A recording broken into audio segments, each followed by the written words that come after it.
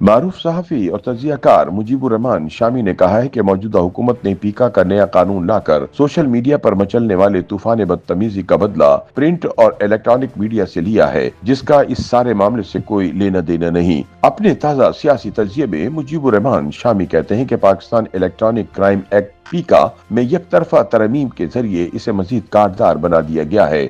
قومی اسمبلی اور سینٹ سے یہ ترمیم منظور کی گئی تو ایوان صدر سے توقع لگائی گئی تھی کہ وہاں ان پر جلدی سے دستخط نہیں کیے جائیں گے۔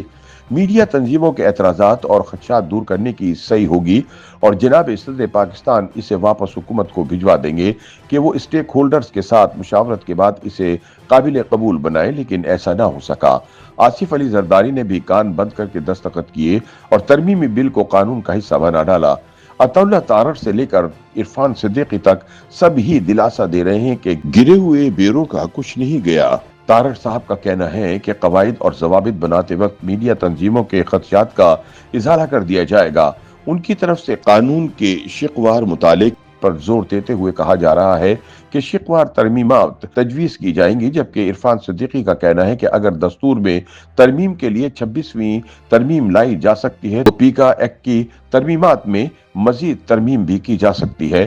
اس لیے آگ بگولا میڈیا ورکرز ٹھنڈا پانی پیئیں۔ لیکن میڈیا تنظیموں کے نمائندے بضد ہیں کہ عمل درآمد روکا جائے اور باقاعدہ مشاورت کے بعد تبدیلی کر کے ہی قانون کو نافذ کیا جائے۔ اعلیٰ عدالتوں میں بھی ترمیمی بل کو آئین میں درج بنیادی حقوق کی منافی قرار دے کر چیلنج کر دیا گیا ہے۔ کسی بھی عدالت نے ابھی تک حکم امتناعی جاری نہیں کیا، لیکن توقع کی جا رہی ہے کہ انصاف کے ایوانوں میں سنوائی ہوگی اور ترمیمی بل کے دانت کھٹے کر دیے جائیں گے۔ مجیب الرحمان شامی کہتے ہیں کہ عدالتوں میں جو کچھ بھی ہو، اس سے قطع نظر ضرورت اس بات کی ہے کہ حکومت صورتحال کا احساس کرے اور بیجا ضد کی بجائے میڈیا نمائندوں کے دلائل سنے، ان کے خدشات دور کرے اور ایسی تبدیلیاں یقینی بنائے جس سے وہ اطمینان کا سانس لے سکیں۔ پیکا 9 سال پہلے مسلم لیگ نون کے دور حکومت میں ایجاد کیا گیا تھا۔ وہ دن جائے اور آج کا دن آئے، اقتدار پر براجمان لوگ اسے سخت تر بنانے کی کوشش میں لگے رہتے ہیں، جبکہ حزب اختلاف کے بینچوں پر بیٹھنے والوں کو اس کی وجہ سے آزادی اظہار خطرے میں نظر آتی ہے۔ گزشتہ 9 برس شاہد ہیں کہ مسلم لیگ نون اور تحریک انصاف دونوں نے اس پر شدید تنقید بھی کی ہے اور اس کے فوائد اور ثمرات کی تفصیل بیان کرنے میں بھی وقت ضائع کیا ہے۔ دونوں جماعتوں کے متعلقین اس کا نشانہ بنے ہیں اور انہوں نے ایف آئی اے کے اقدامات کو بھگتا بھی ہے۔ گزشتہ 9 سال کے دوران حالات میں کوئی تبدیلی نظر نہیں آئی۔ سوشل میڈیا اپنے کام میں مصروف رہا ہے، جھوٹ گھڑا اور پھیلایا جاتا رہا ہے۔ پیکا کے نفاذ سے کوئی مثبت نتیجہ خیزی ممکن نہیں ہو سکی۔ مجیب الرحمان شامی کے بقول المیہ یہ ہے کہ غم و غصے کا اظہار تو سوشل میڈیا کے خلاف کیا جا رہا ہے، لیکن تلوار پرنٹ اور الیکٹرانک میڈیا کے سر پر لٹکا دی گئی ہے۔ ارباب اختیار یہ بات سمجھنے کو تیار نہیں ہے کہ سوشل، الیکٹرانک اور پرنٹ میڈیا کو ایک ہی لاٹھی سے ہانکا نہیں جا سکتا۔ تینوں کے احوال و معاملات ایک دوسرے سے یکسر مختلف ہیں۔ پرنٹ اور الیکٹرانک میڈیا کے ذریعے جو کچھ بھی منظر عام پر آتا ہے، اس کی ذمہ داری قبول کرنے والے موجود ہیں۔ اخبار کو شائع کرنے کے لیے ڈیکلیریشن اور ٹی وی چینل چلانے کے لیے لائسنس حاصل کرنا پڑتا ہے۔ جو کچھ بھی چھپتا یا نشر ہوتا ہے، اس کی ذمہ داری لینے والے منظر عام پر ہوتے ہیں۔ قانون کے سامنے جواب دہ بنائے جا سکتے ہیں۔ دونوں کے لیے قواعد اور ضوابط موجود ہیں۔ پریس کونسل اور پیمرا میں شکایت درج کرائی جا سکتی ہیں، ان کا ازالہ ہو سکتا ہے، حتیٰ کہ عزت کے قوانین کے تحت کارروائی بھی ہو سکتی ہے۔ لیکن سوشل میڈیا کا معاملہ یکسر مختلف ہے۔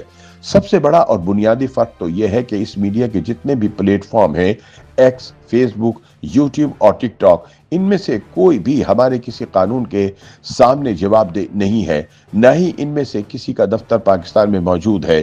یہ بین الاقوامی پلیٹ فارم ہیں جو کسی بھی پاکستانی ادارے یا عدالت کی پہنچ سے باہر ہے۔ اخبار میں جو کچھ چھپتا ہے، اس کے لیے لکھنے والوں کے ساتھ ساتھ پبلشر اور ایڈیٹر بھی ذمہ دار ہوتا ہے۔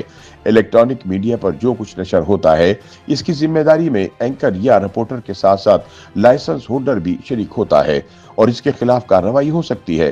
سوشل میڈیا پلیٹ فارم کے جو بھی مالک یا منتظم ہیں، وہ کسی قانون کے تابع نہیں ہیں، نہ ہی ان کے سامنے جواب دہ ہیں، نہ ہی وہ نشر کیے جانے والے مواد کی ذمہ داری قبول کرتے ہیں، نہ ہی ہماری دسترس میں ہیں۔ दूसरा बड़ा मसला यह है कि सोशल मीडिया पर पोस्ट करने वाले किसी शख्स का पाकिस्तान में मुकीम होना जरूरी नहीं। वो दुनिया के किसी भी खित्ते में बैठकर पाकिस्तानी नाजरीन या कायरीन के कानों या आंखों में कुछ भी उंडेल सकता है। जो खवातीन और हजरात पाकिस्तान के अंदर मौजूद है, उन तक तो कानून की रसाई मुमकिन है, लेकिन गैर ममालिक में बैठकर निशाना बांधने वालों को निशाना बनाने वाला कोई आला या हथियार हमारे इदारे अभी तक इजाद नहीं कर सके। मुजीबुर रहमान शामी के बकौल चीन जैसे ममालिक ने तो अपने सोशल मीडिया प्लेटफॉर्म बना लिए हैं, गैर मुल्की इदारों पर अपनी हुदूद बंद कर दी हैं। क्या हम भी ऐसा कर सकते हैं? ये एक ऐसा सवाल है जिसका कोई जवाब अभी तक पाकिस्तान की किसी हुकूमत या इदारे की तरफ से फराहम नहीं किया गया। सोशल मीडिया पर जो कुछ भी बदतमीजी या बेलगामी हो रही है, इसका गुस्सा प्रिंट और इलेक्ट्रॉनिक मीडिया पर निकाला जाता है। सोशल मीडिया को कानून के सामने जवाबदेह बनाने के लिए सबसे पहली और बुनियादी शर्त यह है कि इसे प्रिंट और इलेक्ट्रॉनिक मीडिया से अलग किया जाए। प्रिंट और इलेक्ट्रॉनिक मीडिया के जो डिजिटल प्लेटफॉर्म हैं, उन पर पीका का इतलाक ना हो। जब तक ये तमीज नहीं होगी, मामला उलझा रहेगा। सोशल मीडिया को जिस पैमाने पर कानून के ताबे बनाया जा सकता है, वो भी मुमकिन नहीं हो सकेगा। सोशल मीडिया अपनी साख, नौयत, मिजाज, तरीक़ेकार और अफराद कार के हवाले से यकसर मुख्तलिफ है। इससे अलग थलग करके इससे अलग मामला करना होगा। प्रिंट और इलेक्ट्रॉनिक मीडिया में गड़बड़ करने से किसी के हाथ कुछ भी नहीं आएगा। YouTube पर गूगली न्यूज देखने के लिए youtube.com की सर्च बार में गूगली न्यूज टीवी टाइप करें। गूगली न्यूज के पेज पर सुर्ख रंग के सब्सक्रिप्शन वाले बटन पर क्लिक करना ना भूलिए। YouTube पेज पर अपलोड होने वाली वीडियोस से बाखबर रहने के लिए बेल आइकन पर क्लिक कीजिए। आपको हर नई वीडियो के बारे में नोटिफिकेशन मौसूल हो जाएगा।